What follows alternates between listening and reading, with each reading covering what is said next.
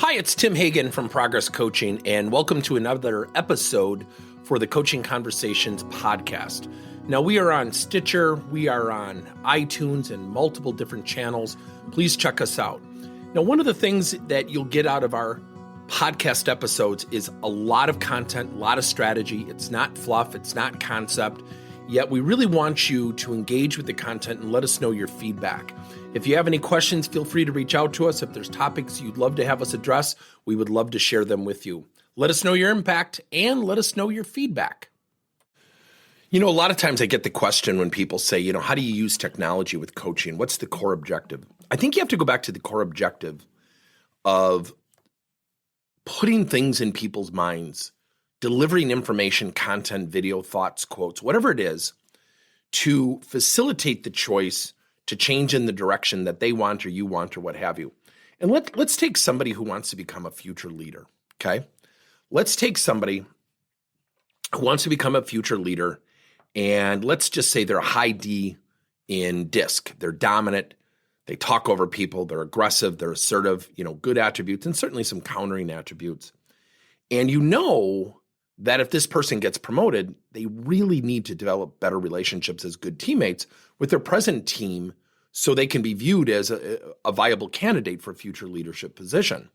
That can be very daunting because you're asking a D, a behavioral tendency to be dominant, to pull back a little bit. So one of the things that we did with somebody who had these traits is to, send them weekly videos. And we would send weekly videos on great teamwork. And you could tell the first 3-4 weeks, this person, she just hated it. Yet we also had her journal every single week, observations of people on the team who are really good teammates, things that they specifically did. And so we were training her eye. We were training her eye to be conditioned to acknowledge the good things on the team. And then what we had is we had a leader that would only praise her. So the first month, she was angry. She goes, "This is dumb. This isn't anything to do with work." Think about that statement. This has nothing to do with work. Getting along with your teammates has nothing to do with work. And so what she saw tactically, she wasn't wrong what she wanted, yet her behavior was really countering what she wanted. And so the leader would say things like, "Well, when you saw Bob do XYZ, did you praise him publicly?" And she'd say, "No." He said, "Well, what if you becomes boss, Bob's boss someday, and you did praise him?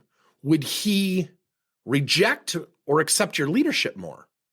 And you could see at about weeks 5 through 8, she started answering questions with tones of, "Well, he'd probably be more receptive, maybe not entirely." And she'd put these conditions on it. And so what we did is we would send her a positive video every single week. She had to write down her interpretation of the video. In the first 4 weeks, it was very jaded. Weeks 5 through 8 started to come around. All of a sudden, at about week 10, you could see the acceleration. You could see her laughing with her teammates. We never told her to go laugh with her teammates. We could see her getting along better with her teammates. And so what we did is we used coaching automation, and every week we would send a video. And she would journal. Then she would have to journal observations of other people. And then once every 2 weeks, the leader would call her and say, "Look, I want you to meet with one person on the team. And in the spirit of you becoming a great leader, I want you to find out what their goals are, where they want to take their careers." Because when you know that information, you're going to be in a better position as a first-time leader to build collaboration and cooperation, which I promise you as a leader, you're going to dramatically need. So we tied the teamwork action to this person becoming a leader. But week 10 and on, things started to accelerate. Here's the lesson. We fueled her mind positively. We prompted her through reflection and journaling and observation to see the good things. And then we had her engage with people and tied it to her motivator, her goal of becoming a future leader, which is the WIFT, what's in it for them. And over time, the person started to accelerate their change. Now, does she still exhibit D tendencies? Of course she does. So the fact of the matter is, when you're combining all of these things, be strategic, be in alignment. The objective of coaching is to gain perspective, to give people a choice to change and improve. Doesn't mean fix things. It's not always about bad things. And that will help you if you combine it with AI, you combine it with reflection, good leadership coaching, coaching automation, you can accelerate talent development. Thank you for listening to another episode of Coaching Conversations by Tim Hagen and Progress Coaching. Now, our company is always coming out with new and innovative solutions to help leaders coach their employees. And recently, we just created a new service called Coach to You, where leaders can pick and choose topics and assign 7 to 21-day programs for employees to learn and, more importantly, apply actions and then reflect and share what they're going to do going forward as a result of the learning.